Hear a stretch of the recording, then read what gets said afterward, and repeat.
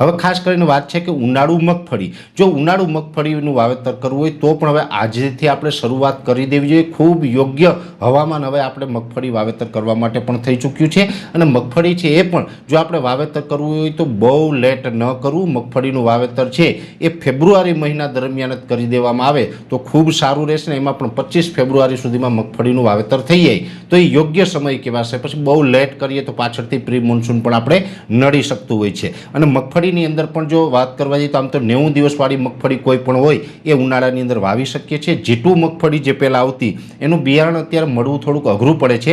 બાકી ઉનાળાની અંદર જીટુ મગફળી છે એ પણ મારી દ્રષ્ટિએ સારી છે. બાકી તો આપણે 37 નંબર હોય અથવા તો 41 નંબર હોય કે કોઈ પણ જે ઉભળી મગફળી આપણે વાવેતર કરવામાં લેતા હોય એને વખેડીએ આપણે વાવેતર કરીએ તો એ આપણે ઉનાળુ પાક માટે ખૂબ યોગ્ય ગણાય. અત્યારે આપણે લાંબા ગાળાની મગફળીના વાવેતર કરી શકીએ જે 90 દિવસે પાકતી હોય એવી મગફળીનું વાવેતર કરીએ તો ઉનાળુ મગફળીમાં પણ સારું રહે છે.